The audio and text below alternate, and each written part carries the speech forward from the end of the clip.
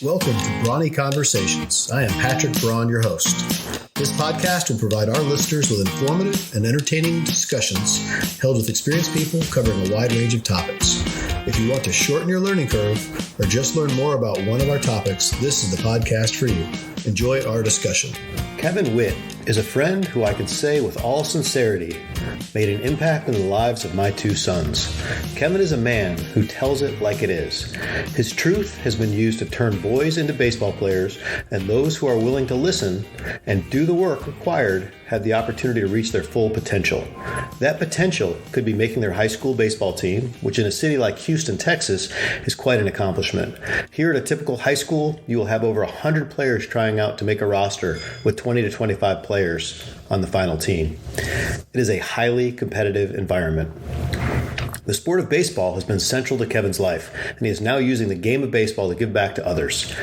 He is now the baseball director at Spring Spirit in Houston, Texas. Spring Spirit exists to provide safe pathways for youth to realize life opportunities through wellness programs, education, and mentoring programs based on Christian principles.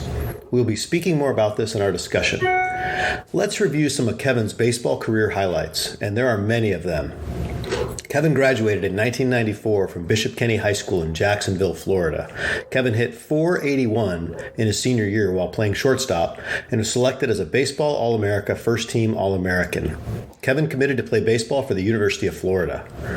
The MLB had different plans for Kevin. He was drafted in round 1 of the 1994 MLB draft at overall pick number 28 by the Toronto Blue Jays as a shortstop. Kevin played professional baseball for 19 years, 5 years at the MLB level with Toronto, San Diego, Detroit, and Tampa Bay, first reaching the majors in 1998 with Toronto. He played 12 years in the minor leagues, 8 years in AAA. Kevin played 2 years in Japan. During his career, Kevin was primarily a first baseman, designated hitter, and occasional outfielder. He also had 2 game appearances for 1.1 innings as a relief pitcher for the Portland Beavers.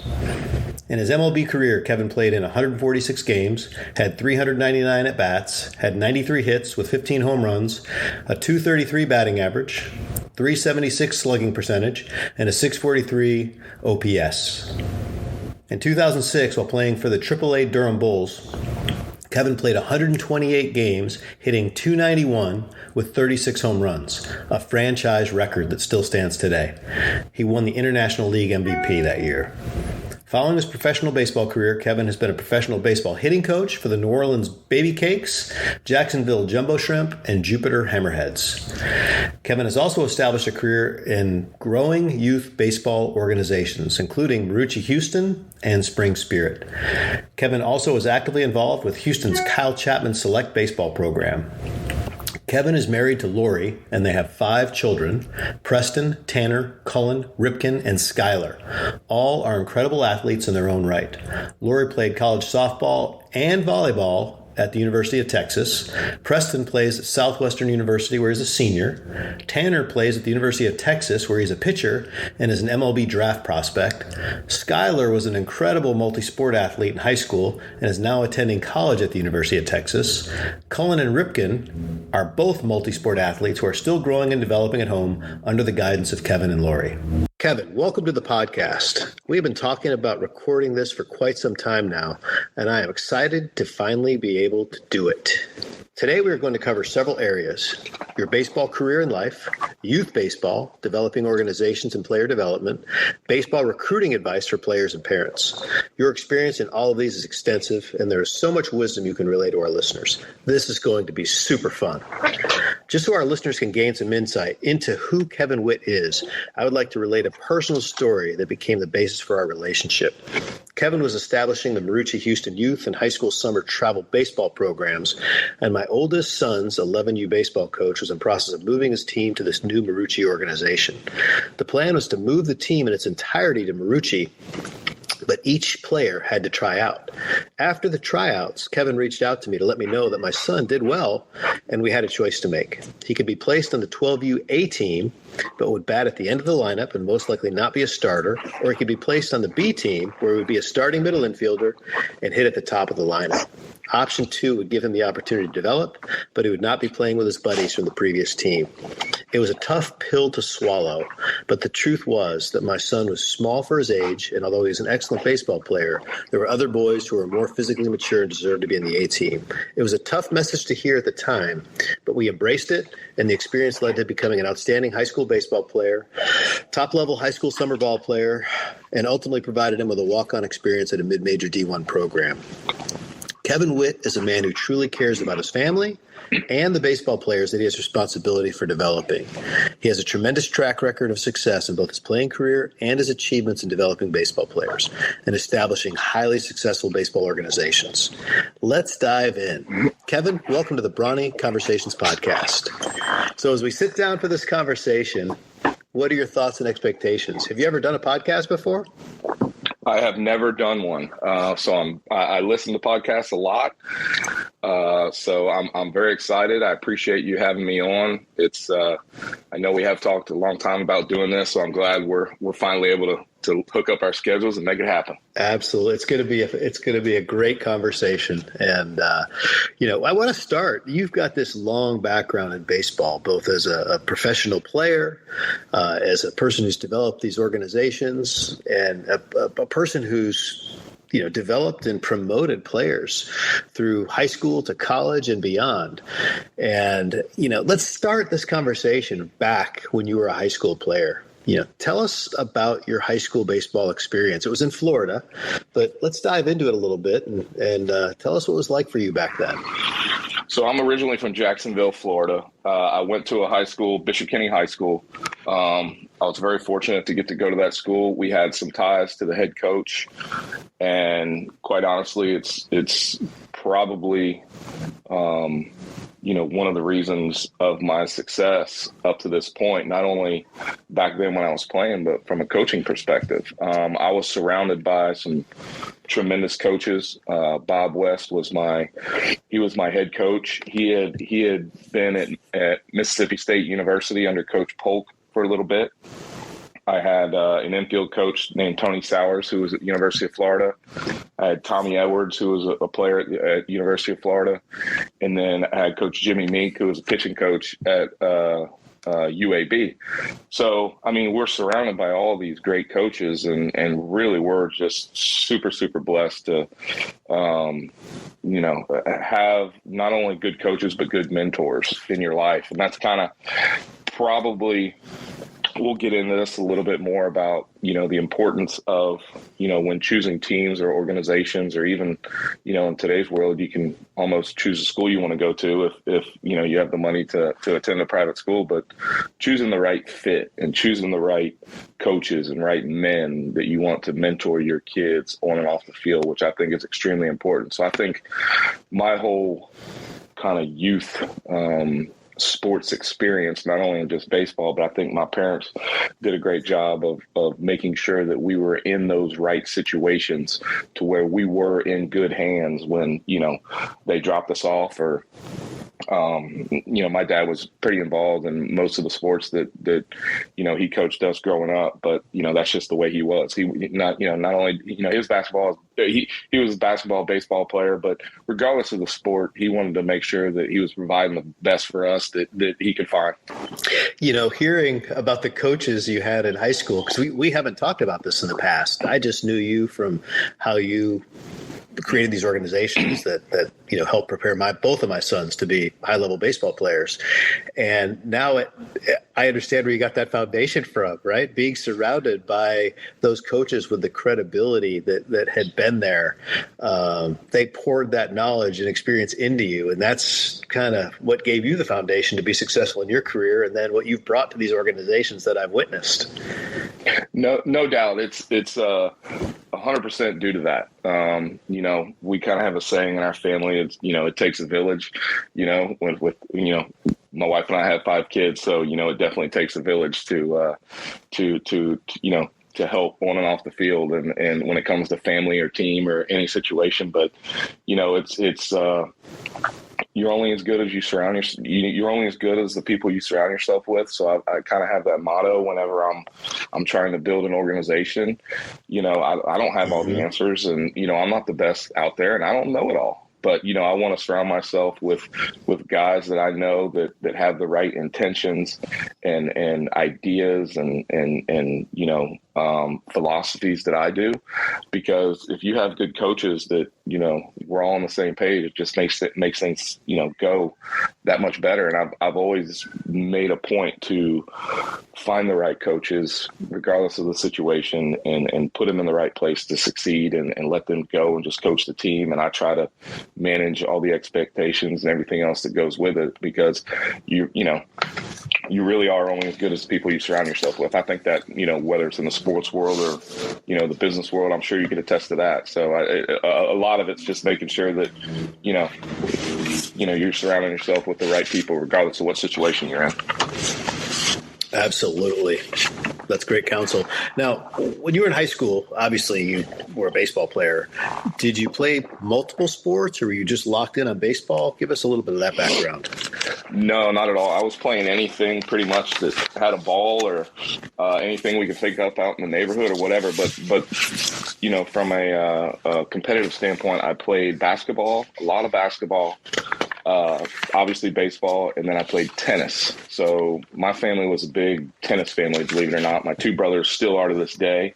My oldest brother runs a Witt Tennis Academy in Jacksonville, Florida, and then my other brother David is Jessica Pegula's tennis coach on the Pro Tour currently, and was also with Venus Williams for about 15 years. So, yeah, I grew up a tennis family, and then it got to a point where I think when I was 12 years old, I just decided that time didn't allow us to do all those. And, it was tough for my parents to get us to all those sports. And it was just, I had to quit one. And so I kind of threw tennis to the side and kept going with basketball and baseball, and dabbled with basketball up until high school as well. But it was probably my sophomore year of high school to where I really kind of knew that, hey, man, I got a chance at this baseball thing. It's not as crazy as it is in today's world with, when you're in sixth grade, they identify you as a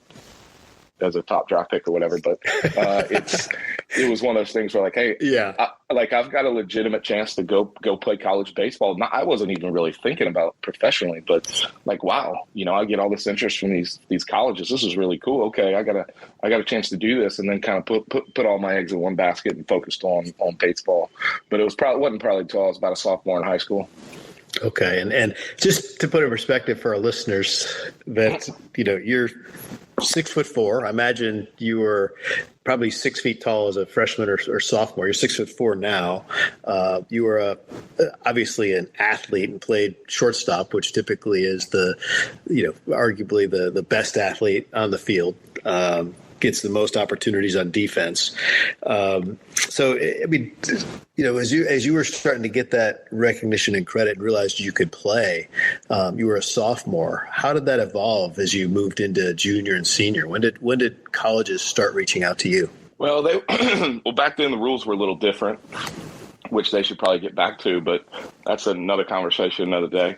But it was, back then they could only really send you letters in the mail, which was kind of cool because, a lot of them were it was more personal, right? And I established some good relationships with some of those college coaches because of those letters. I'd get, 2 and 3 a week from a couple of them, but it was just different, because there was limitations, and but you start getting all that attention from all these different schools, and I think I still have some sitting around here in this office in a box that my mom kept that she happened to bring to me a couple years back when she was visiting for the holidays. But it's just getting that attention and understanding that when you're getting that attention from these big schools that, hey, there's a good chance that I can do this. And again, I think it goes back to my high school coaches. All of them came from Division I programs. And so they knew the ins and outs and how it works. And so starting back then, I was very blessed to have, that tutelage and experience and just how to handle it. And so that's, again, I'm very blessed to have been in that situation, even when I was in high school. Now, I'm curious, one of the things we're going to talk about during the course of our conversation today is high school summer travel baseball a little bit. And just curious, back in that time, in the years you were in high school, was it, 90 to 94? Is that correct? Yes. Okay, so you were in high school in 1990, graduated in 1994. Was there travel baseball for high school players like we know it today, or what existed then?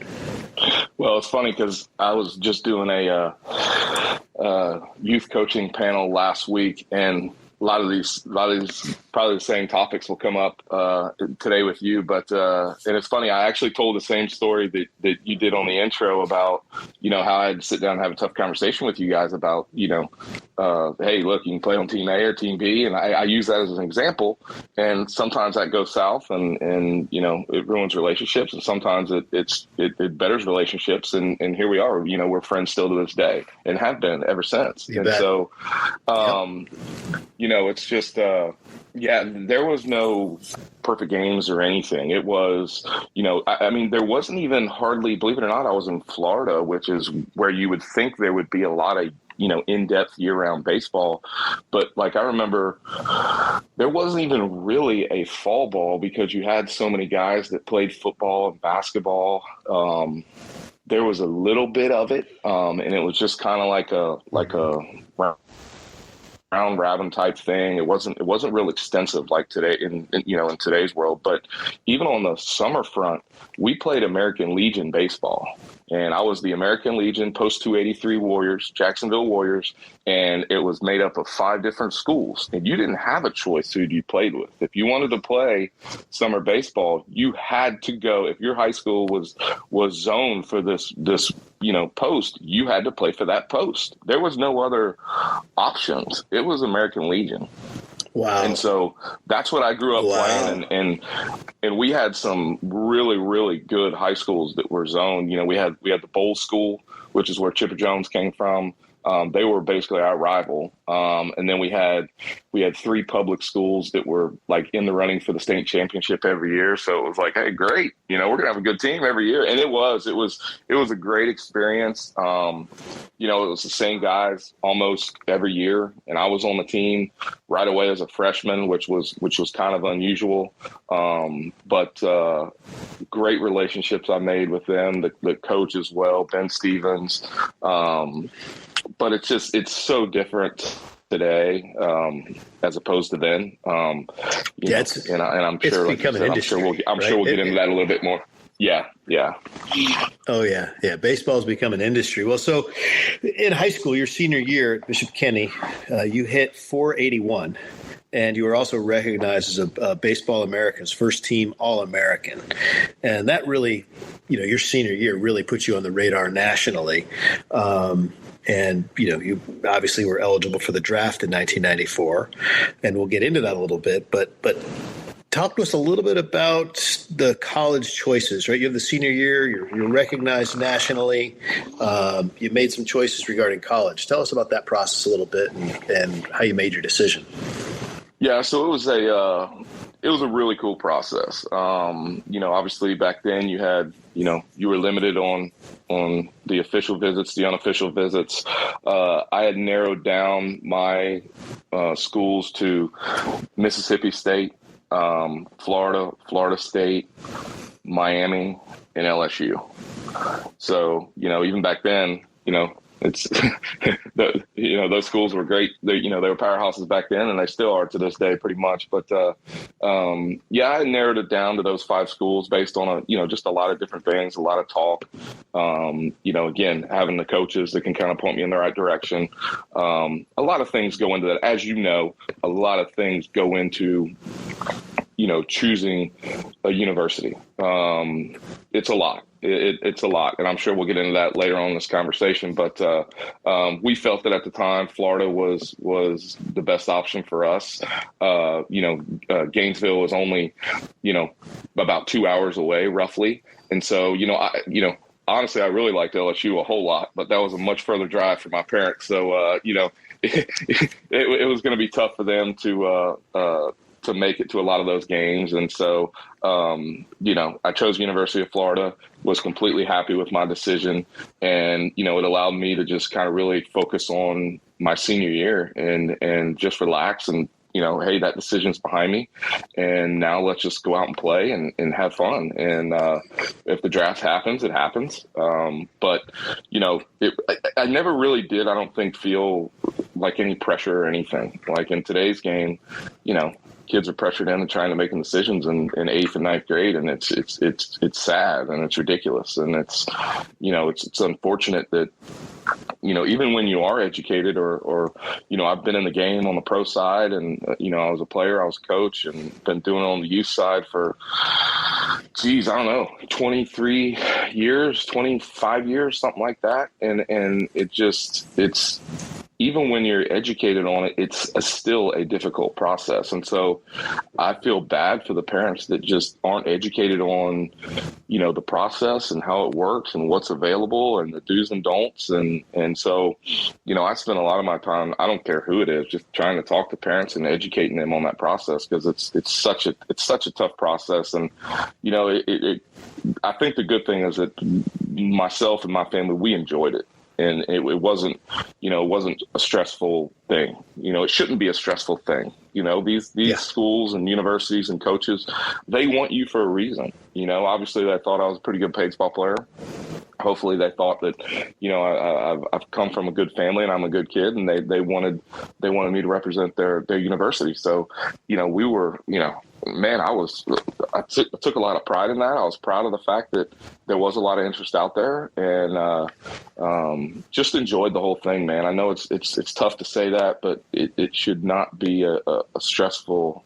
It should not be a stressful thing to go through, process to go through. Well, and before we move on to the draft, I'd like to ask you just a couple questions as we close up your high school career. So, do you have a favorite memory from your high school baseball years? Oh, wow. I would say probably winning our district the one year. Again, like I said, the Bulls school was always one of our biggest rivals, and we beat them 3-2 in a close game, and I closed it out. I wasn't really a pitcher in high school, but every now and then I would come in, and I came in and closed out the game, and I remember that one the most, just because it took years for us to get to a point where we could really compete with them, right? And we won the game, go running off the field, and we dogpiled. And that's everybody's dream as a baseball player, right? It's the dog pile at one point. Hopefully it's at a significant game and not just, your typical Friday game that you're dog piling. But, it was a big milestone for us as a school. And then just, the embracing the hugs of, with my head coach and the other coaches, and just, everything that went into it, and the hard work, and just the years, and I say years and years, I think I was a sophomore at the time, but man, it was, I get goosebumps even talking about it right now. Just all the ups and downs you go through as a baseball player, as a program, that's family, and again, it gets back to, the minute I got, into high school, I was embraced by those coaches, and for a lot of good reasons. Yeah, I could play baseball, but man, some of the lessons I learned from those guys today, Coach West and those other guys, that's how I coach today, because that's how I was brought up, and then throughout my pro career, there's other coaches that helped me kind of mold me into the coach I am. But it's almost like a couple days doesn't go by where I'm out coaching on the field and it doesn't bring back a memory of either my dad, who was coaching me too in youth sports, or Coach West. And so, when you're taught a certain way, I guess, it just kind of carries on, and hope that, carried on to other generations. Yeah, that is so cool, and it's a theme that's come out in this podcast over the different guests, is that desire to give back. You had the success you had because people chose to invest in you and show you the right way. And it's really cool how you've made that decision to give back, and you've imprinted that same DNA and experience on others. And and it's a lot of times pass it forward. Yeah, a lot of times it's not like look, I wasn't a successful, I made it to the big leagues. I wasn't a successful big league player, but you know what I got to do? I got to be on teams with a lot of Hall of Fame players and a lot of people that know how to do it right. And, I know when to keep my eyes and ears open and my mouth shut, and, sit back and listen to these guys. That was the one good thing about, well, not one good thing, but a good thing about pro ball is, man, there's so much knowledge from those coaches, those old school coaches that, man, it just kind of really helped mold me into the coach that, I think I am today. And I don't have all the answers. I'm not, hopefully I don't come across as that guy, but all it is like, look, I'm just taking everything that I learned over the years and trying to pass it on to anybody that wants to listen or be a part of my program. And that's it. That's so good. I love it. All right. So now your senior year, you're having fun on the baseball field. You're winning. You're just having a very successful year. And now you start to realize that the MLB teams are watching you. And obviously you're eligible for the draft out of high school. What's the experience like once you started to realize these MLB teams were watching you? Did they come to the house? I mean, how did that work? Man, I'll tell you what, it was crazy. So all the area scouts started coming in that fall, and they would do the in-home visits. And so they would come in and basically sit down and talk with you and your parents. And they would, back then, well, they still make them do, I forget what kind of test it is, but, it's kind of like a personality test, right? What drives you, what doesn't. It asks you, 300 of the most bizarre questions, you would ever think of. And then they would just sit down and ask you some stuff, and everyone is the same. And, we did this with Tanner when Tanner was a senior as well. And it's just kind of funny going from me being the kid on the couch answering the questions to sitting there and watching your son getting asked those questions and going through it. And I think Tanner handled himself way better than I did back in the day. But, it's just... It was. Hey, by the way, Kevin, we should just do a quick aside to just mention Kevin has multiple sons. How many? You have 4 sons, right? And 1 daughter? 4 boys, 1 girl. Yep. 4 boys, 1 girl. Tanner is the second in line son, and he is a pitcher at the University of Texas currently, and is a top draft prospect. Was in the past and is again this year. So he's one to watch if you're even if you're not a University of Texas fan, which I really am not because I'm a Texas Aggie, but I've followed the Texas Longhorns because Tanner Witt and Dylan Campbell, and now the Duplantier sons, boys. Yep, they're both there now. Yep. All those guys. Yep, all those boys. My boys grew up and played baseball with, and so I'm following them and enjoying watching them. Although it pains me to watch Longhorn baseball. They've got some great guys, and it's a really great program. So, well, that's awesome. Please, sorry, I wanted to give that aside. Just people know about Tanner. So we went, the whole fall, and we're doing the interviews, and basically every club comes in and does this interview. It's part of, someone would just come in, it'd be the area scout, or some would be an area scout and a cross checker, or depending on, they're just whoever can come would come, right? No, usually no more than 2 guys. And fast forward to my season, and I remember walking out. We have a locker room out there at our field, little locker room, and I came walking out to go hit in the cages, and there's all these guys standing around, and I'm like, what in the world is going on? Like, what are we are they here to take measurements for something? Are we getting something built? Like, what are we doing here? Like, what's the mean? And they were scouts. And so that whole season, I would have on any given time, like every major league club would be almost represented, and they would be standing there just watching me hitting the cage. Every move I did, like it was, because, they leave you alone. They let you do your thing. I think back then they weren't as, they didn't talk to us as much, but I mean, they would watch me take BP. So every time I'm taking BP and we had a game field and we had a practice field. Now that's pretty nice. Now I say, don't everybody say, oh man, they got 2 practice fields. Well, we built the practice field. So we had a company come in, they lined everything off, all that good stuff. We dug up the grass, we dug up rocks. Some of them were huge rocks. So like we built that field and us players. Wow. And which is really cool because it's one of the coolest practice fields maybe in the country, because it's right across the St. Johns River, and when you're taking BP, in the background of the picture is the Jacksonville football stadium. So we're that close. Oh, that's neat. Wow. Yeah, only cool. downside is the wind was always blowing out there, but I used to always try to hit them far enough to where they would go into the river, so my coaches used to get mad at me, but hey, not my fault. But anyways, but Kevin, that had to be so weird. So weird though. You're 17, 18 years old, and all these scouts are watching you, which is you're in a fishbowl. And like you said, today the scouts get to know the players a little more personally. I think it would be easier if they got to know you a little more personally, right? They were just sitting there watching you like you were a specimen or a sample. Totally. Right? On that practice field, we had a hitting turtle there, but I mean, they were close to where if, they could hear everything I was saying. Teammates were saying, so it was it was kind of awkward at first, but then you just get used to it. And a lot of those scouts, they're still doing it today. But there's scouts that scouted me that would come and sit on the couch in my house now when we did the interview with Tanner.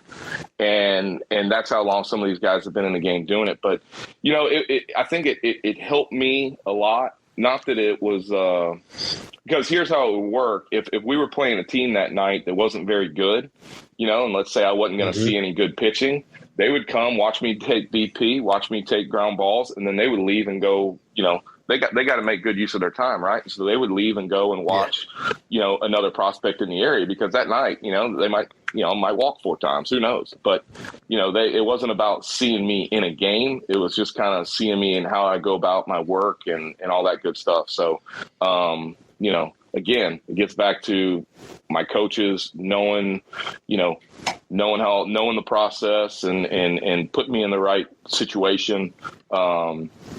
And we had very structured practices. Everything was run. I mean, I would say as close to a college program as you probably could. And I think the scouts and everything appreciated that. But there was always, there was an expression that when I got into pro ball, Jimmy Hoff, who was one of my coaching mentors, he's since passed away, but he used to always say when I first got drafted, like, hey, you never know who's watching. And I'm like, I'm looking around like we're on field 10 on some, at the Dunedin Engelbert Sports Complex. So I'm like, there ain't nobody around here, Jimmy. But you never know, because there's been times where that one person sitting in the stands, he might not look like anybody, but he is somebody. But again, you never know who's watching when you're on an athletic field. You never know who's watching or who knows who.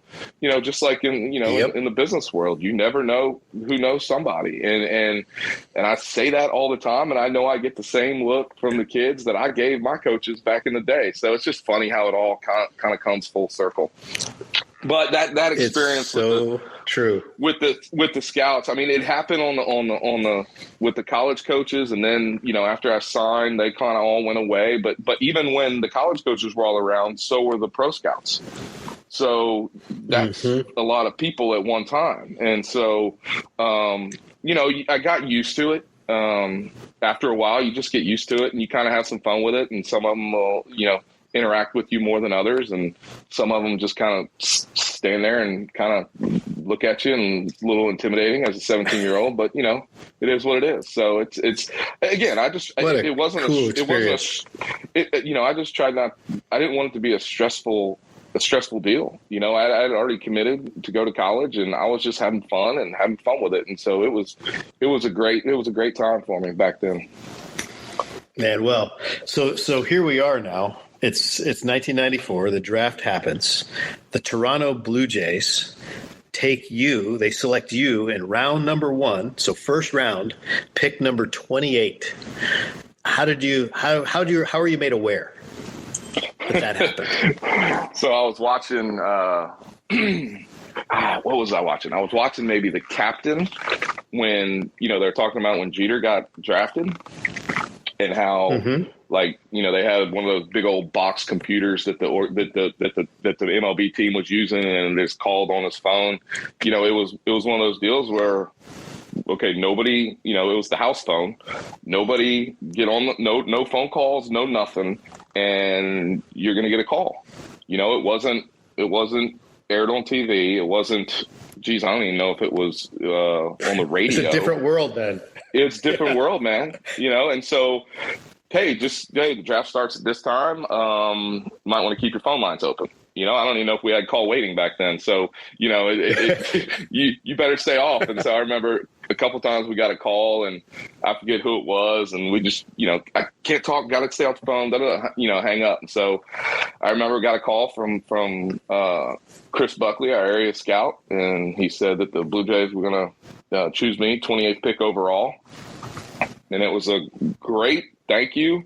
Hung up the phone, and that was that. And it was just, it's in today's world, it's so different now because, advisors or whoever is getting phone calls prior to them even picking you. And it's the game has evolved so much, but yeah, that was the extent of it, man. Keep your phone lines open. Got the call. They told me they were picking. I'm excited. They're excited. Hung up, and it's on to the next pick. But that's the extent.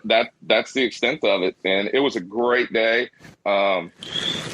Just did a lot of interviews that day, and man, it was a week later, and I was shipped off to Dunedin down in South Florida, and off we go. Well, so how did you make that decision between University of Florida and accepting the draft offer? What was involved in that process, and how did you ultimately choose to go MLB?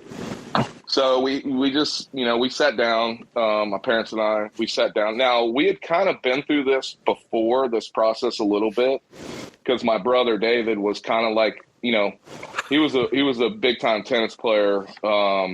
And he was like the number 1 junior in the world, maybe at his time. Like, he was kind of a big deal. But wow. So he still is kind of a big deal in the teaching world. Yeah. We don't need to say that. No, he is. He's doing really, really well for himself. But so, I mean, tennis doesn't have a draft, but he went through all this where, he had sponsors that were, the big thing is sponsors were throwing money at him and stuff like that. So if tennis had a draft, he would have been equivalent to like a number 1 overall pick. So my dad had already my parents had already kind of been through this process a little bit, but now it's baseball. And so, we sat down and said, okay, we got to have a plan. And we said, okay, if we get drafted in the first round, we'll go. And if it's second or beyond, we'll go to college. And I kind of just said that like casually, like, what about this? And everybody kind of looked at each other and was like, well, okay. Because back then, first round money was all kind of the same. It's not near what it is today. But if you weren't one of the top, 3 or 4 picks, everybody it was a real trickle down effect. There wasn't a whole lot of wiggle room back then as much as there is now.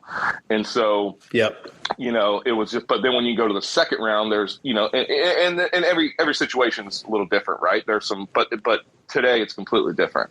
And so we just said, okay, first round we'll go. And if it's anything after that, we'll go to University of Florida. And so I was the last pick in the first round. So we said, all right, let's go. Man, that's quite an accomplishment to be selected in the first round. That speaks to what a player you were in high school, but also to the potential that that the pro scouts saw in you, which was pretty awesome. So you graduated high school. When did you leave for baseball? How soon after? And where'd you go? And tell us what it was like to be an 18-year-old kid in the professional baseball world straight out of high school. Man, so I a week later, our area scout comes down and because he's got to come in and okay, we got to sign you.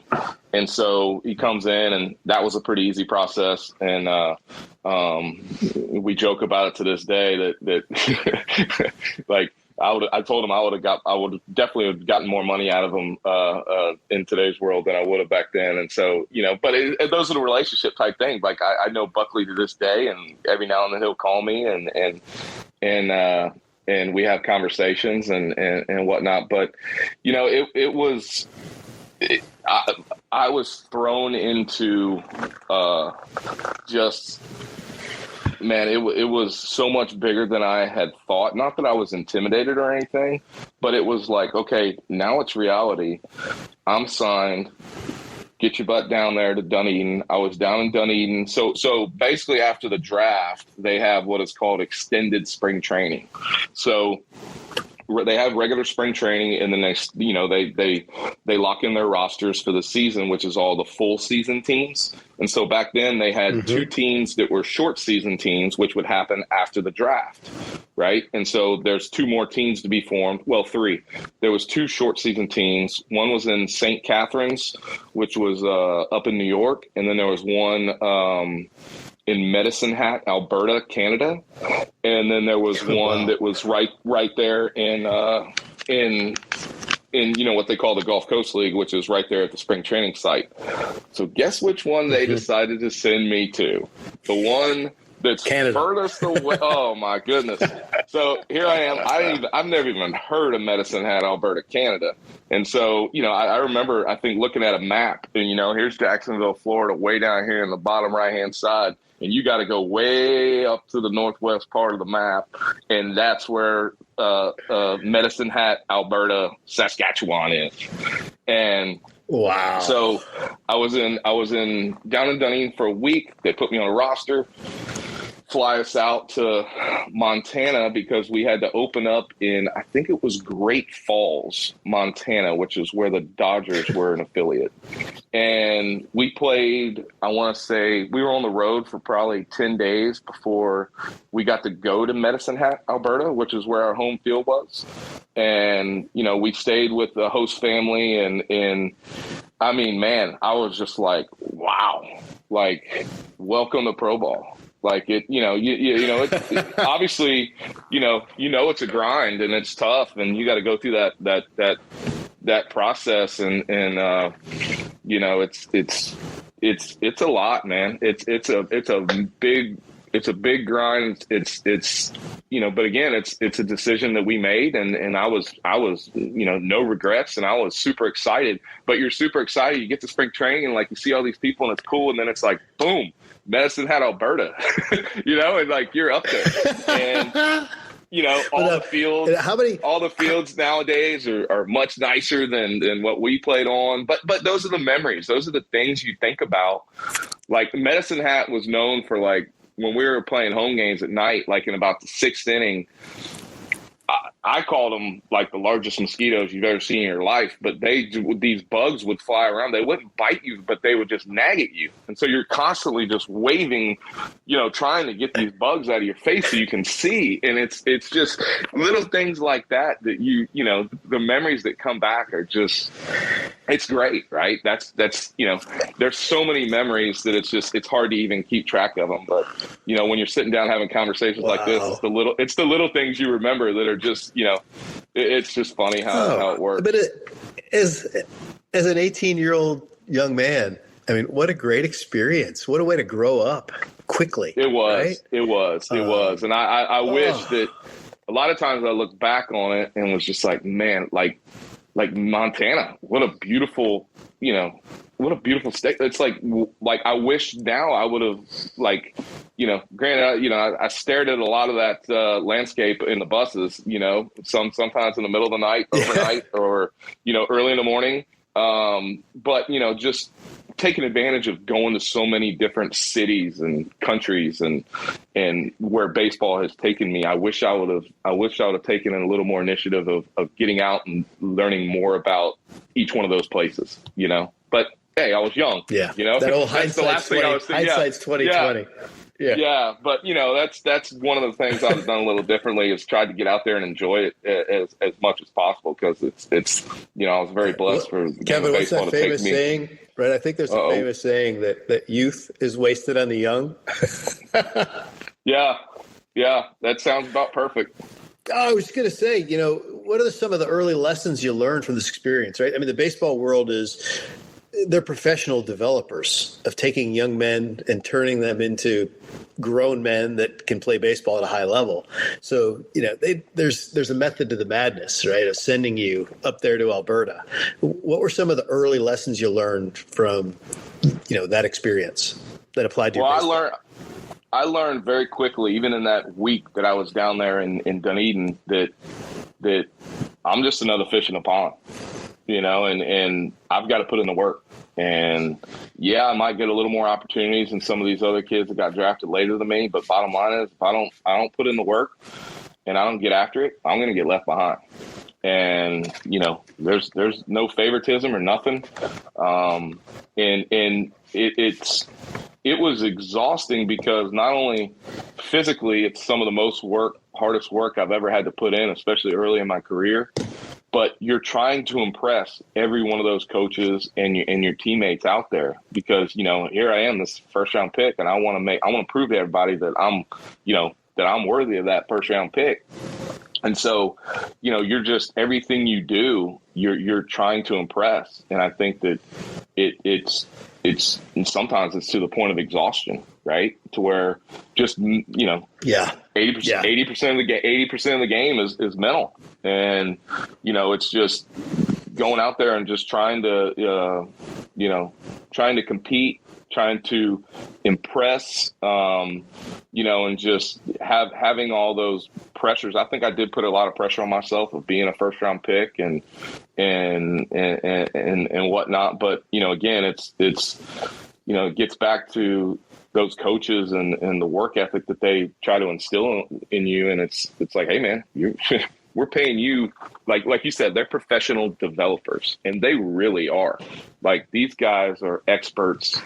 And back then it was all the old school guys, right, that have never had anything handed to them, you know, like, you know, just the rough and tough guys. And, you know, and so today's approach is a little different when they, you know, when there's a lot of good things about today's game, and then there's a lot of bad things about it too. But I think in today's game, they find ways. It's not that they don't work hard, but I think there's some time where they might work a little smarter. But you know, it's a grind. It's a big time grind. I think you have to learn how to take care of your body. You have to learn how to, you know, take care of yourself. In a lot of different aspects, you know, on the field, off the field. There's a lot of growing up. I was on my own, you know, at 18, you know, sent off to Medicine Hat, Alberta. So and it wasn't like they had anybody keeping tabs on us all the time. I mean, I had the freedom to basically do whatever I want. You know, there was no Life 360 back then. Yeah. like we have in other avenues to track your kids and whatnot. But, you know, there was so much growing up I had to do. And, you know, obviously now that I look back on it, there was a lot of things I would have done differently. But it was, you know, again, the game has come so far in the stuff that's, you know, available to players and just the technology and all of it. You know, there's things I would have done different, and there's things I wouldn't have done different. No, I was just going to say, you know, you've led me right into my next question I want to ask you, is that if you could revisit that decision of college versus pro baseball, based on what you know now, would you have done anything differently, or would you make the same choice again? Well, you know, looking back on it, I was very happy with our decision. We had a plan and we stuck to it, right, as a family. And I was completely happy with that decision. You know, I still got to the big leagues, I think, by the time I was man, don't quote me on this, but I want to say it was 1999. Maybe I don't even know where that puts me age-wise. That's terrible. I should know that. But, everything is different. It's a gamble. Who's to say that if I did go to college, I even ended up getting drafted? If I'd have stayed healthy and all that stuff. Yeah, you're probably about 20. Yes. By the way, you're probably about 22 or 23 in 99. That makes sense. Okay. Yeah. So I want to say I made my debut it might have been 98, at the end of 98. See, I should know this stuff. Yeah. First reaching the majors in 1998. See, I'm referencing your research. Thank Toronto. you, Patrick. Thank you, Patrick. Yep. 98 Toronto. Yep. There we go. So, I would not have, the life I have today. I wouldn't have met my wife, wouldn't have the kids, so you look at stuff like that and they're like, no, man, I wouldn't have changed a thing. But, and hey, by the way, Kevin, I'm just going to interject. Your wife, Lori, is probably the best athlete in the family. Sure. She's the real reason why all the kids are tremendous athletes, right? Let's just 100%. She played 100%. Softball at University of Texas, and she is a rock star. And softball and volleyball. Kevin's wings. Yeah, yes. Unbelievable athletic family, and got to give her all the credit in the world. 100%. Thank you for mentioning that, Patrick. No, she really is. No doubt. And she has the same competitive desire and everything that I do. So yeah, we're a very competitive family, and all of them, all the kids are athletes and everything. And so yes, they do get a lot of stuff from my wife. So yeah, I think that looking back on it from a development standpoint, because when I got drafted, I was a 6'4" shortstop. There wasn't a lot of those, right? Today's game, there tends to be a little more. I can move for my size. My thing was, he's going to get bigger. He's going to end up going to the corners, first or third, possibly the outfield. And so it was always a running joke. I'm like, okay, please move me off short, because, I loved when Derek Jeter says, and the captain, like how he made like so many errors his first year. So did I. It's like, and I had the same thoughts he did. It was like, man, what are y'all thinking keeping me over here? I mean, like I'm playing kickball out there. Like it's embarrassing. But they wanted me to be able to play.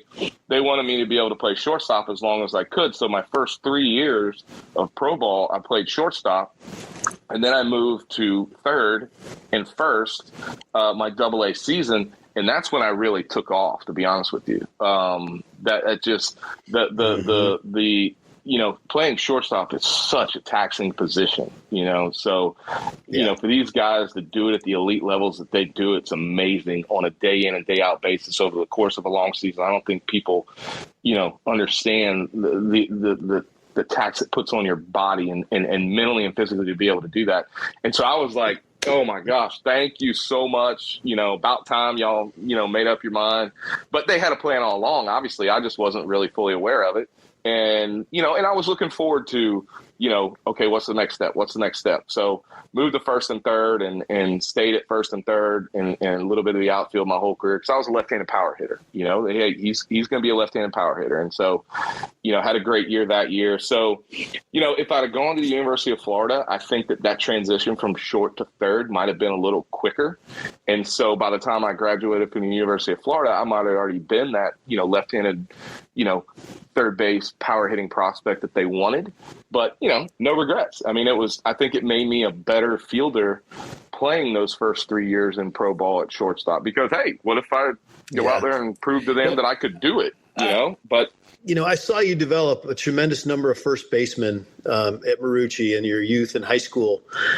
And I want to know if you picked this up in the major leagues, but I remember at one point in time, you having some of the first basemen who are having trouble keep in front of the ball, put catcher's gear on, and you proceeded to send fungo at a very high rate of speed at them. And they learned very quickly how to stay in front of the ball. And then obviously it developed into no catcher's gear and they became really good first basemen. Where'd that come from? Did that come from your experience in the pros? But yeah, I don't remember the catcher's gear part, but I completely remember hitting rifling fungos at them because, that's kind of how I learned, and granted, I was a shortstop that now is playing third and first. So, it was the fielding aspect of it was a little easier for me.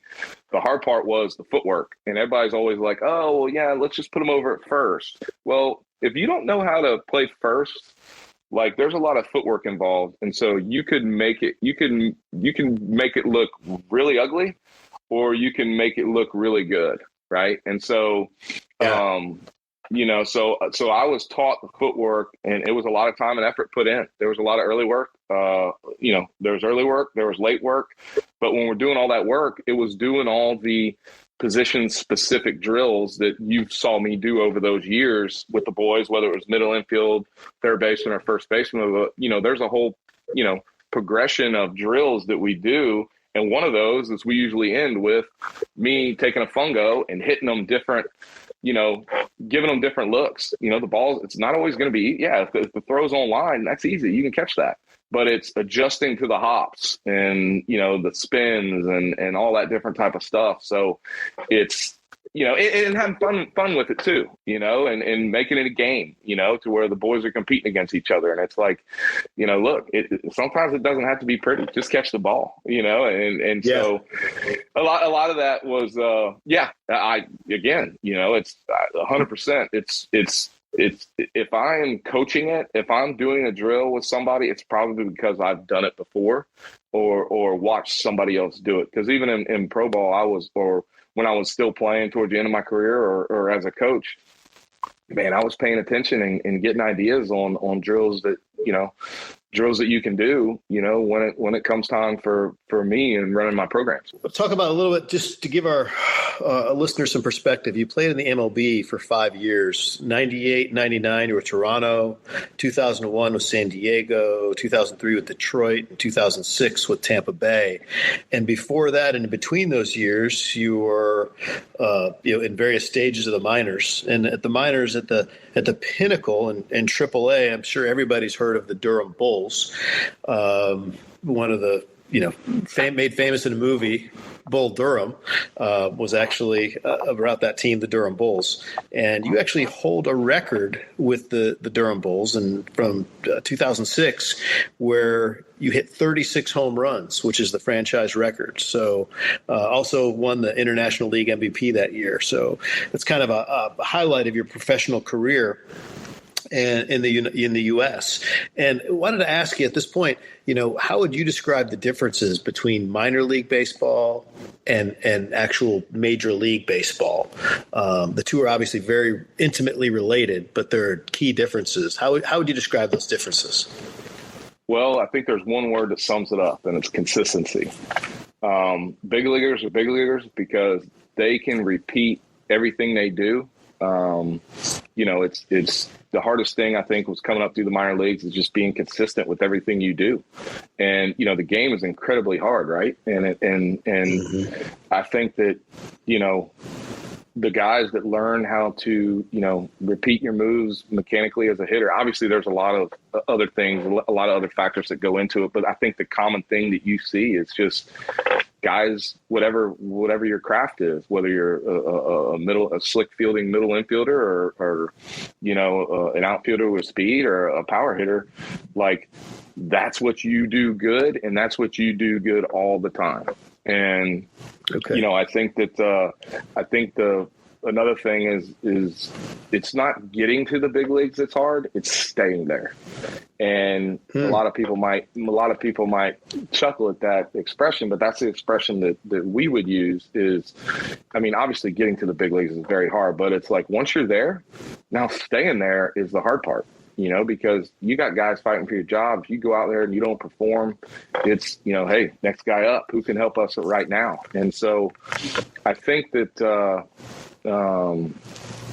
it's the consistency aspect of it is just, I don't think people understand like how good big league players are and how consistent they are with everything they do.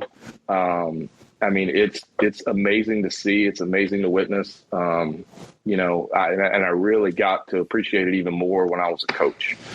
And, you know, talking to some of these guys and just going through it as a player and going through it as a coach were two, you know, just completely different things. But I used to joke around and say that, you know, because I did, like you mentioned, I was in the minor leagues. You know, I got to AAA when I was pretty young, you know, maybe even 21, 22, and basically stayed in AAA, you know, throughout the rest of my career. And so I always said, you know, if you want to keep your big league team healthy, just sign me and send me to AAA. Because, you know, I was always that kind of insurance policy. You know, I played parts of 5 seasons in the big leagues, but, you know, I just never got that chance, you know, to really go in and get some consistent at bats and prove, you know, my worth. Because in AAA, you know, I was in the lineup every day. You know, I think that after my first year in AAA, I don't think I ever hit any less than maybe 22 or 23 home runs in a season. I hit 36 another year with the Memphis Redbirds. I think I hold their franchise record with maybe 106 RBIs driven in. But, you know, I was always that guy to where I was playing first, third, maybe a little bit of outfield. And you know, it just, you know, you're one injury, one phone call away from the big leagues, but it just seemed like, you know, those injuries never came when that was always just a running joke. And there was a ton of guys like that in their career that were just like me. But, you know, hey, you just got to keep going out there and grinding. You know, it's funny because I never realized this until it came out in like, I don't know if it was Baseball America or what, but I think I'm number 6 all time minor league home run on the list. I think I'm number 6 with close to maybe a lot of home runs. Yeah, right. You know, and so I think I want to say it was somewhere, you know, 280-ish somewhere, but I never realized that. You know, and a lot of those guys on that list, you know, above me, I played against when I was coming up, but you know, it was one of those things where like, hey, okay, if I'm in AAA, I'm going to go out there and I'm going to perform and wait for my chance. If that chance doesn't come, you know, it doesn't come. And was it frustrating? Yeah. But at the same time, it's you know, I was in the minor leagues and I had to earn it. And, you know, it's, you know, big league teams are out there trying to win games. And if I wasn't a fit for them at that time, if they didn't feel I could help that team win, then, you know, so be it. But, it didn't change how I went about my work ethic when I was in the minor leagues, because again, you never know who's watching. There could be another team, you know, that sees interest and might have a need for you, or it might be a team in Japan like that ended up happening for me there towards the end of my career. But it didn't change, you know, how I went about, you know, my business. You know, I had a family to provide for, and I went out there and did whatever I can to provide for them, and just, you know, tried to play the game to the best of my ability. And you did it really, really well. You did it really, really well. I mean, to make it where you did and to have the success you did, it was incredible and a blessing, right? And what an amazing life. And just really, really cool. You know, as you look back, is there a specific minor league story from your early days in pro ball that stands out to you? Oh, wow. There's a lot of them. Man, you know, there's so many of them, but I think it's when I got older, just, you know, being able to have my kids out on the field. It's unfortunate now because my kids, like, they're like, Preston remembers some of it, but the other ones, they didn't get to experience it, you know? And so I wish that, you know, the kids were a little older so they could have really experienced me. You know, there'll be times where, like, you know, they'll come up with, you know, they'll say somebody's name or whatever. I go, yeah, you met him. And they're like, what? I go, yeah.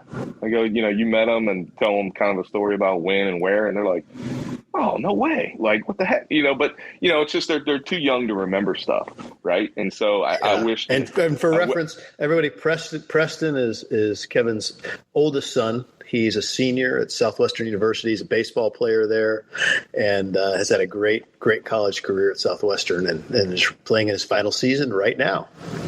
Yeah, it's funny. I think it might have been Preston actually, because I think we were talking about Ken Griffey Jr. one time, and so I was in spring training with the Reds, and Preston used to always kind of walk around with one of them big gigantic plastic wiffle ball bats, right?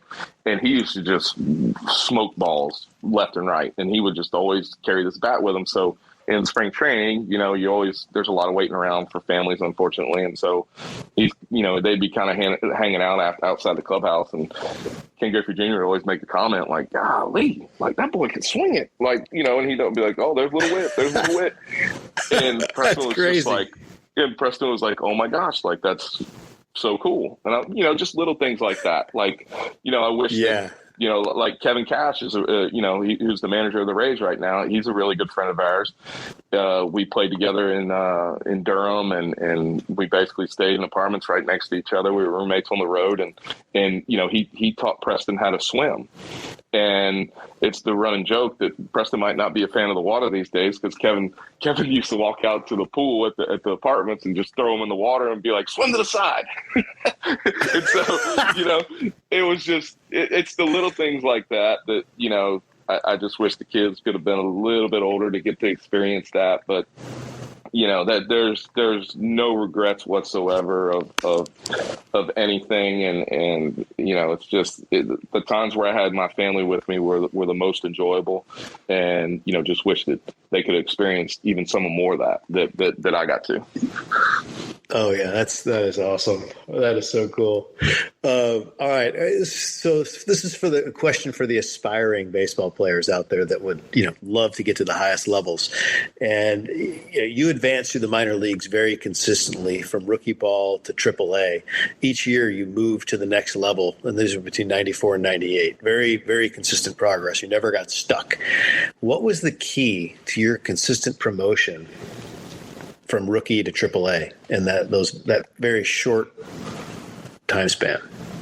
Well, I think, back then it was a little different than in today's game, because back then it was very rare for you to get pulled from, get promoted. Now you can get demoted, but getting promoted mid-season or as fast as they do it in today's game is very rare. They wanted you to play a whole season for the most part to get that success, right? I think for me, It was, my goal was always just to make sure I advance one level, just one level. And again, back then that was pretty normal. Especially for a young position player, that was pretty normal. Now, if you're a pitcher, things are a little bit different. You can make a jump. But I think when I moved to first and third, I could always hit. Right. My thing was I could always hit. Mm-hmm. The power's going to come. He's going to get stronger, that type of stuff. But when I moved to first and third, well, my defense was now I was an above average first baseman and third baseman, whereas at shortstop, like I told you, I was playing kickball. Like I was like, please get me off of this position. But it made me a better fielder. And then once I moved. And speaking of that, by the way, I imagine, just a little aside here, but I imagine, in high school, you're fielding ground balls that are going, 85, 90 miles an hour, maybe occasionally 100. But pro ball, I imagine those balls were coming 90 to 110. Oh, well. Yeah, and everybody's fast down the line. And so a lot of times, like I could catch it, but my throwing was very erratic because I had a different arm slot than what I needed to have. Well, little did I know. But it's just that was the thing for me, was the throwing aspect of it. Taking routine ground balls. Just the clock. Yeah, that internal clock quick. And yeah, I mean, the game does. That's a good point. The game speeds up. From high school to college to pro, and it's a big speed up. But I think for me, I had a goal every year just to go up another level. And then, I had some goals from a number standpoint, that I wanted to do. And, kind of, pretty much hit those, once I got a little older. Again, early in my career, I kind of struck out a lot when I was younger.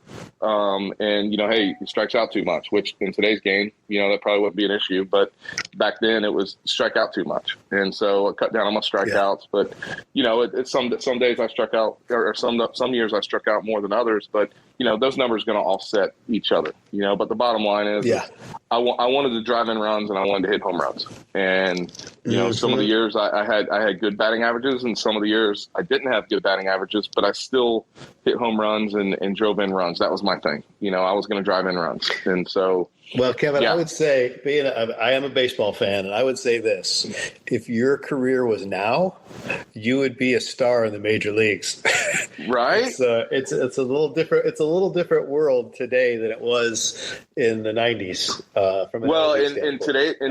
In today's game, the focus is so much on quality of contact. Right? How often are you impacting the baseball, and how hard are you impacting that baseball? And when I did hit the ball, I hit it with, a little something behind it. And so, it's a good you were point, ripping the cover off it. Yeah. And let's be honest, I wouldn't have made it to the big leagues if I couldn't hit. It's always kind of like, well, if you can hit, they'll find a position for you. And so, but you can't just be, horrible. Defensively. And it's funny because in the 90s, MLB players were, batting average was important, and it was important in fact where kind of like if you weren't hitting 300, you really weren't very good, right, at the major league level. Right. It was something that was really up there, and if you were below 250, that was a problem. In today's world, I mean, if you're hitting 250 in the MLB, you're a superstar. Yeah, it's just changed so much because the value of home runs. And they factor in so many other things now that, like, I know when I was with the Marlins, like, we didn't even evaluate players off their batting average. It was a number that was, accumulated over a whole bunch of different variables, which, partly I agree with, because, are you having quality at bats? Is your quality of contact high? Or are you unlucky? Are you hitting the ball hard and just not having anything to show for it? And so there was a lot of factors. Yeah. As a player, it would have been much higher average today, right? It would have been much higher today. Totally. At least it sounds good. At least we can tell myself that now. Oh, I believe it. So, all right. So, hey, just about every little boy who's playing baseball has envisioned what it would be like to be called up to the major leagues and, walk into that stadium for the first time. You made your MLB debut in 1998 with Toronto. Do you remember what that experience was like, and could you share it with us? Absolutely. Well, it's funny because I actually got sent home after my season. We knew there was a chance that I could get called up, but we were still in the running for the playoffs that year. And I remember I got sent home, came home, and I forget how somebody told me, or like my dad came in and told me, like, hey, so-and-so is trying to get a hold of you. Again, I don't even know if I had a cell phone back then, but they were like, hey, and granted, I had been home for maybe a day or two, and they called and said, hey, you need to get to Cleveland. You're getting called up. And I'm like, and I got called up with Roy Halladay at the same, he and I kind of came up together, but he got called up as well. And he was driving home to Colorado, and luckily he was not too far from Cleveland. So just turned his car around and went there. Well, I had flown home because I shipped my car home. And so I just got on a plane and went to Cleveland. I remember I got to Cleveland. It was raining out, so we didn't get to take BP on the field or nothing. I barely got to hit I got there late, right? And so roll in, getting situated. I remember we go out for, like, I didn't even step foot out of the dugout. Like that's like, because I wasn't in the starting lineup, obviously. So the game starts, the game's on the line. And I remember, you start to get an idea when you might pinch hit, right? And so late in the game, I forget who I pinch hit for, but I come in the game with a runner on first, and we were down by 1. And I want to say it was the 9th inning. And I was facing man, I'm going to butcher his first name, but I want to say his last name was Beck. Big, grizzly looking dude, had a good changeup, right? And I knew he had a good changeup. So go up there to hit, get my at bat. And I just remember, I'll never forget this, is the first pitch he threw me was a changeup. And all I remember thinking was, these lights are amazing, because I could see every stitch on that ball almost. Like that's all I remember was like, it's like daytime out here. This is fantastic. Like, these lights are so bright, just little things like that come in your mind. And so go through the at bat, had a really good at bat with them, and ended up flying out to dead center field. Kenny Lofton jumped up and caught a ball at the wall. And I don't think that it would have gone.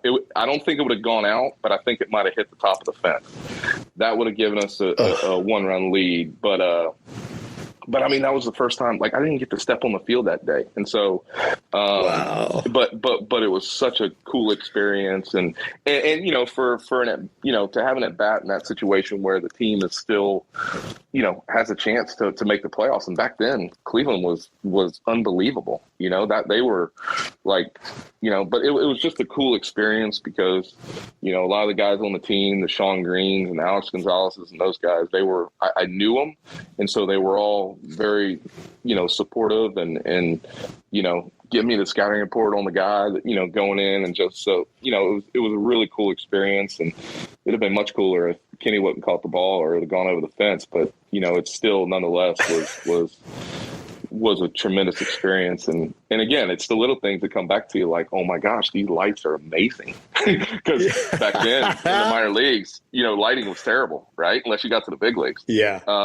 But now, now every high school field pretty much has beautiful lights. But that was my, that's cool. That was my first at bat. Yeah. That is awesome. All right. So you had your time in the show. What were the best parts of being in the MLB?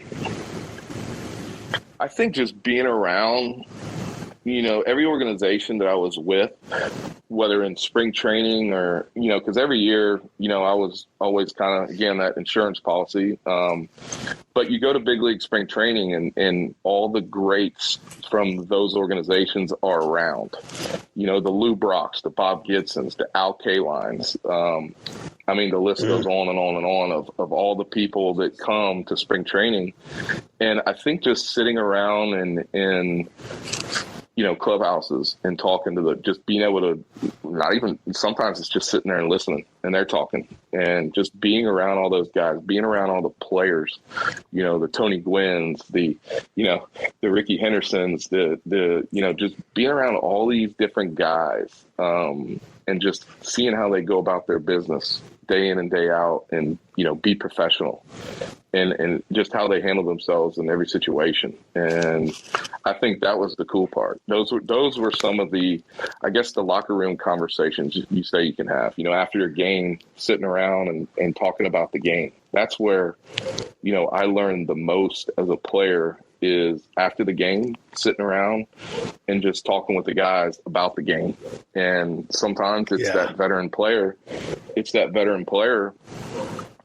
Just kind of sitting there and hey, this is what you need to look for in that situation, or this is why this won't happen there, or just whatever. And just revisiting the whole game and kind of going through it and things that could have been different.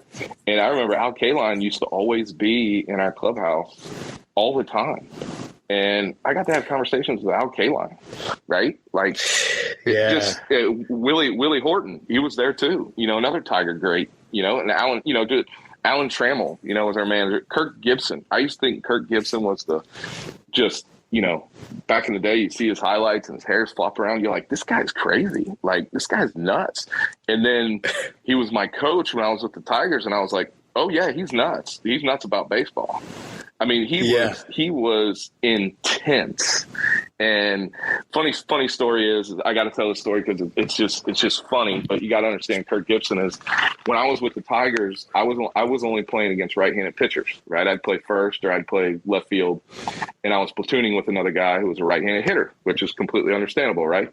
And Gibby wanted me to play more against lefties. He wanted me to get an opportunity. So he kept, he was in my corner, obviously, and he was pushing. Maybe it was, he was a lefty, I was a lefty type thing. But, he was in Tram's ear all the time about, getting me more playing time. So when we were at home, after we took BP and I wasn't playing, we'd go in the tunnel and he would throw me BP left-handed. And then it kind of developed into, okay, we're going to do it bats. So I'm like, all right, let's do it. So I'll never forget, we're in there, and again, it's about just different situations, and then we'd go through these at bats, and he would explain situations with, whether it's a starter or reliever or closer or whatever type of left-hander. But Gibby would get to where it'd be 0-2, and he hit me in the head, I want to say at least 5 different times, because it'd be 0-2. And he'd hit me, and again, he's not throwing from very far back, and he's not throwing very hard, but still, I remember he hit me the one time, and he just kind of looked at me like, get the hell off my plate. It's 0-2. Like, don't be hanging out over the plate. And then the second time he did it, I remember Gibby or Trammell was standing right behind the net, just kind of watching, and he hit me in the head again, like kind of glanced off my head, right? But it was 0-2, and he was big on two-strike approach. He called it full emergency, and he would start screaming it from the dugout, whenever you had an 0-2 count. And so we're in there, and I remember he hit me, and both Gibby and I are like, we're dying laughing. And Trammell was kind of looking at me and him like, what is wrong with you guys? Like at least put on a helmet. Like I didn't put a helmet on, right? Last thing I thought I'd get hit in the head here. So, Trammell made me wear the helmet for now on whenever I was going to do that. But it's just, Gibby was just, that's an intense dude. He's a competitor. He's a fighter, man, and just super passionate about baseball. And so I learned a lot about him as well. But, until, there's a lot of guys like that throughout the course of your career that like, man, I can't stand playing against this guy. Like, he's so annoying. Like, everything he does, it's that guy, right? And then you play on the same team as him, and you're like, man, this guy's a gamer. Like, I love having him on my team. Well, Kevin,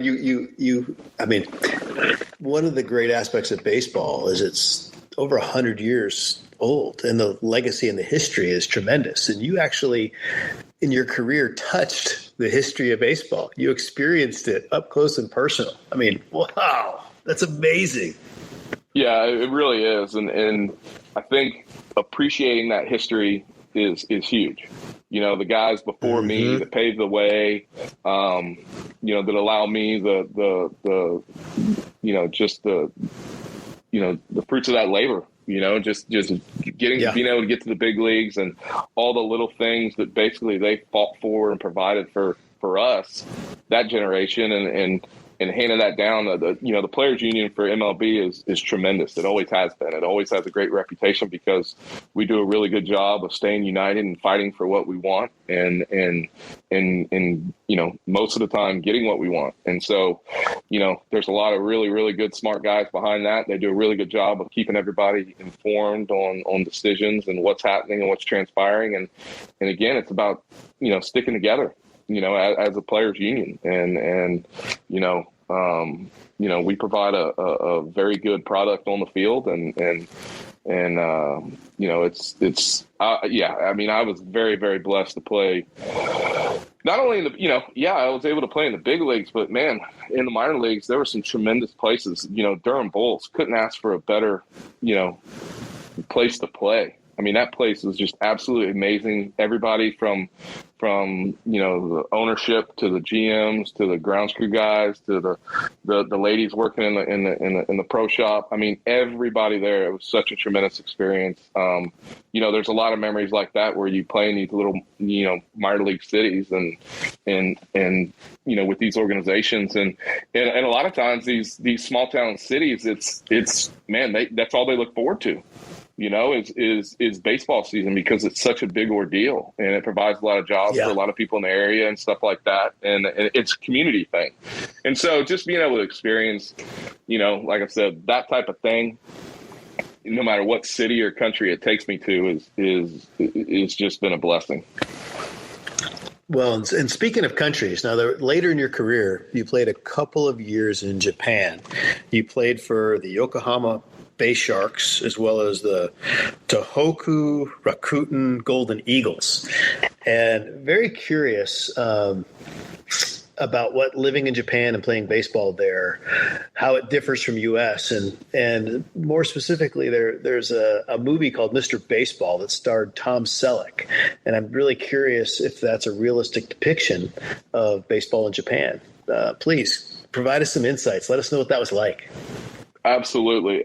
It was the Yokohama Bay Stars, not the Sharks. So I don't want any of my Japanese Bay Stars, got it. Friends out there to be throwing any shade to us. But two absolutely wonderful experiences I've ever had in my life. It didn't work out for me both times. I kind of hurt my knee in spring training when I was with Yokohama, my first go at it. And then the next time it was fighting for time, for another veteran guy who actually ended up, I think, maybe winning the home run title that year. So each situation was tough. I was able to go over there and provide for my family that, Japan always typically pays well. But, I went over there and made the best of it. It wasn't working out for me. I wasn't getting the best opportunities on the baseball field, but I had an absolute blast going over there and spending time. Just imagine, you think going from Jacksonville, Florida to Saskatchewan is a tough adjustment. Here I am getting sent to Japan, and I had an interpreter, when we were around for the most part. But then once I hurt my knee and I got sent down to kind of their farm team to kind of rehab my knee and everything, I didn't have an interpreter. And so I had, there was a young kid, Tanaka, who his only English he knew was because he was a DJ. And so he knew English from American music.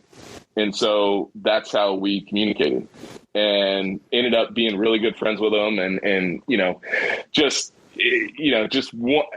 Japanese culture, I tell people all the time, if you like to travel or don't like to travel or whatever, you're looking for a place to go to Japan. It will be the most wonderful experience you've ever done. The culture over there is so different. Everything is so clean. The people are different. They're so helpful.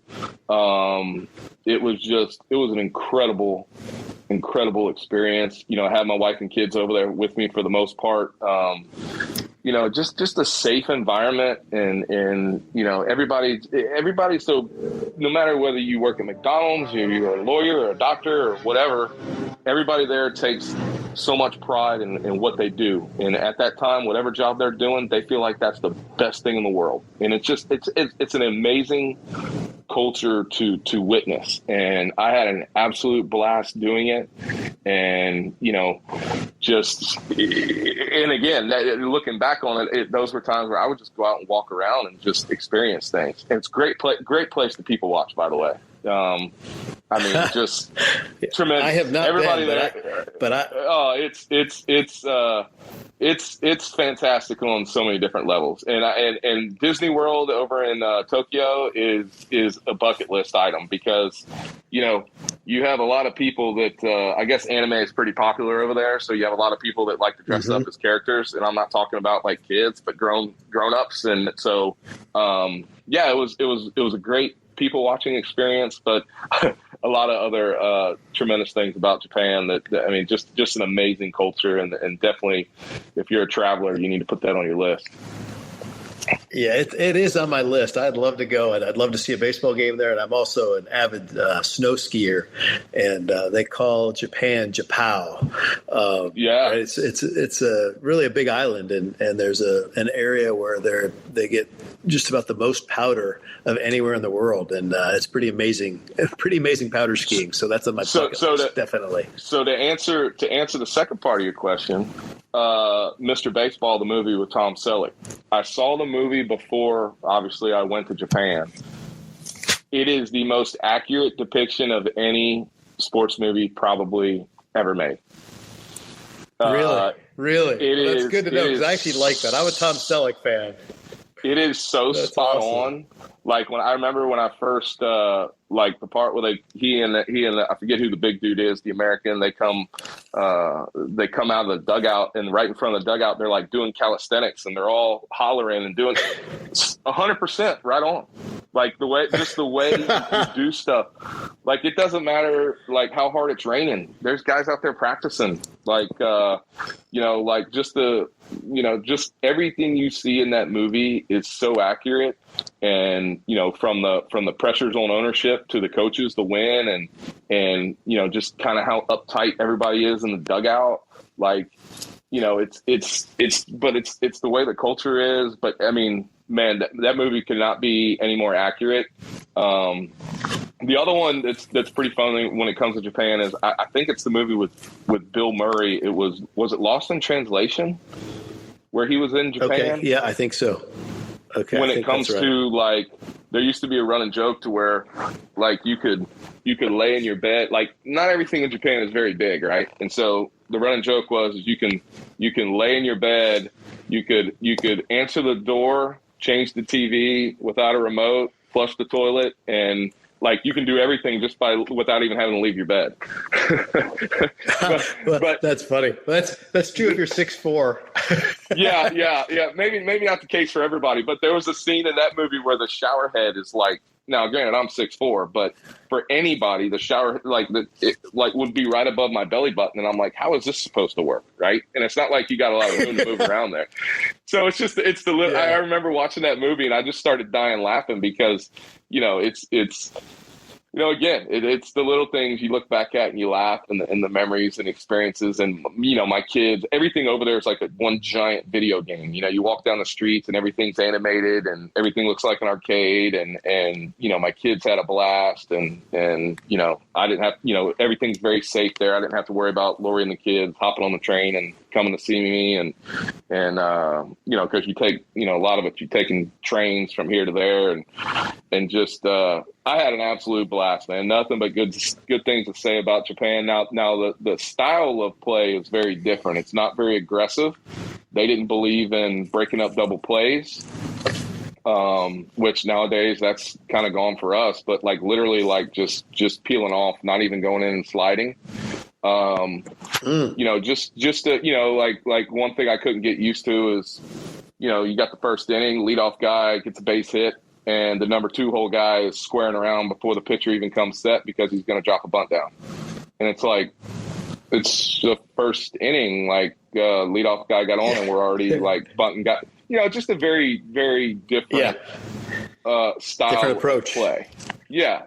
And interesting. It just, and that was frustrating at times, but it is what it is, but it, I would go a couple weeks without seeing a fastball in the strike zone over there, which was frustrating. It's just, it's a different brand of baseball, but, again, it gets back to the culture. Like the mindset of the Japanese baseball player was it's almost like they didn't see talent. I mean, I'm sure they did, but it's like, okay, if you spend 4 hours working today and I spend 6, I'm going to get better than you. And if that keeps happening that way, eventually I'm going to get better than you, right? Regardless of what the talent level was. But their mindset, right? I mean, there was times where these younger kids in the minor leagues over there, I mean, their hands were bleeding. I mean, it's more of an old school, like very, but again, I think it gets back to their roots and their history and their culture of like, this is your job. This is what you're doing. And I mean, it was work, man. They had those kids doing some crazy stuff, but it was wow. part of their style of developing. Yeah. Right. And a lot of it was based on discipline. And what a great, amazing experience for you and your family to be able to experience that other culture and the game in a completely different way. Same game, but Yeah. different styles of play, almost making it a little bit different game. Totally. So it's totally. neat. So Kevin, now you've had this, you're reaching towards the end of your career, and I'm curious as to how you came to the decision to end being a professional baseball player, and then what did you choose to do next? So when I came back. So the second time I was in Japan, I think in 2007, I kind of had some back issues. And, I was very blessed throughout my whole career to not really have any issues. I take a lot of pride in almost not ever being on the DL, actually being put on the DL. I had a little, day off here and there, but I was never, ever hurt, never had any major injuries, nothing like that. But then again, I was fighting for time. So there were signs like, I got my chance, I had to take advantage of it and then stay in the lineup and because it's a business, and I had to go out there and provide for my family. And so however I needed to stay healthy, I had to stay healthy or grind through it. And so I came back that second time in Japan and I remember going and seeing a doctor and they were like, look, you can either have surgery or you can kind of rehab through it. And I said, okay, I'm just going to rehab through it. I don't need to be having back surgery now, and I'd kind of already thought about, getting out. I kind of had one foot out, kind of like, hey, this is a reality, especially when you have an injury, like, what's next? And so I actually started rehabbing my back, pinpointed the issue. I got in some of the best shape I had ever been in my life. I hooked up with a guy named Jason Crawford, who I was working with, got me in great shape, got my back, where it needed to be. I could run better than probably I ever could because I worked on my form. And so I was in great shape, go into camp with Seattle, and obviously got sent down to AAA, and they had a lot of prospects at the time. And so I remember I got released the last day of spring training. And, I kind of, called Lori and just, kind of said, I think this is, I think I'm ready. And, she was 100% behind whatever I wanted to do. I hadn't completely made up my mind, so I got in the car and drove from Arizona, to Houston and just was thinking about a lot of stuff. And I remember I got probably 3 or 4 phone calls from independent teams because that's, back then it was, independent teams, would pick up anybody that was, released out of spring training. And then the idea is you stay in baseball shape and hopefully you get picked up by an organization. And, I didn't even answer the calls. I just didn't want to. I wasn't sure if I was ready because I wasn't in the right mindset. And so I get home and just kind of thinking about stuff and just decide, my kids were older. Do I think I could have still played? Yes. My only regret was that year was the year that they were taking minor league players for Team USA. And, I think that I kind of fit the mold for that because I was an older guy that had big league time, but I was still a minor leaguer and I qualified and I had some buddies that were on that team. So that's my only regret. Now, whether or not I would have made the team or not, I don't know. But at the time I was a strong candidate, given my experience and just how they were shaping up that team and with some veteran guys and some young guys. So that was my only regret there. But, I still think that would have been really cool. Yeah. Oh man, that would have been tremendous. But, it just, for whatever reason, it was time. And I think I might have been able to play a couple more years or who knows, I might've gone and played and hurt my back within a month.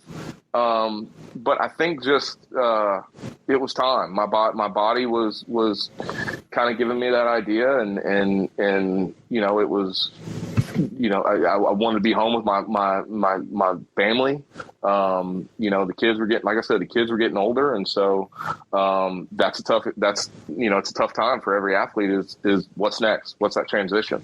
And I had no idea. Yeah. But I just kind of knew that I was ready to move on and not be on the road so much. And at the time, that makes total sense.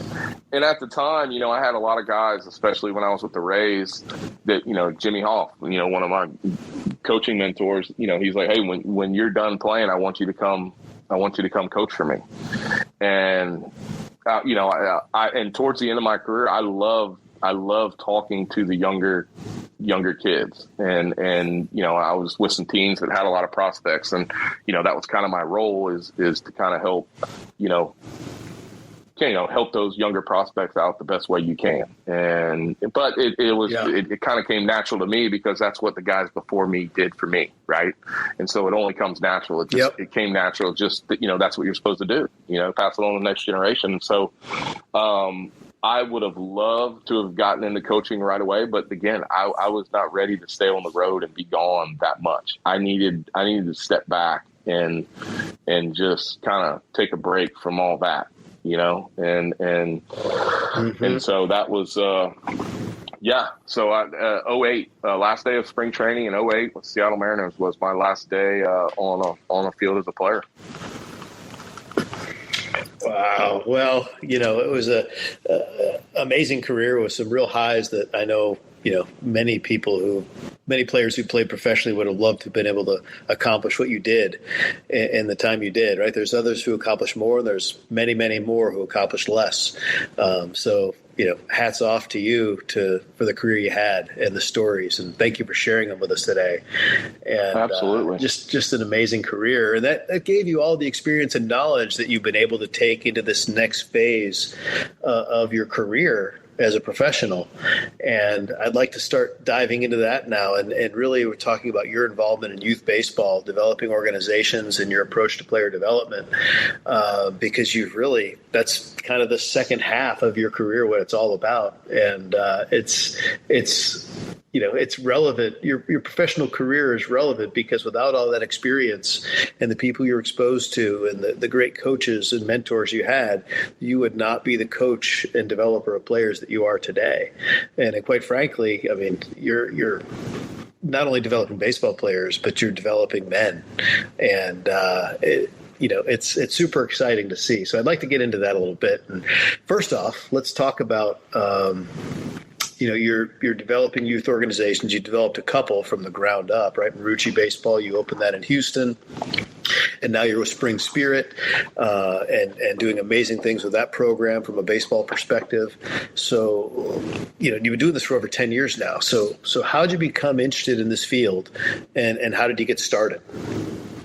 Well, I think it was just, again, towards the end of my career as a player, I knew that I wanted to coach.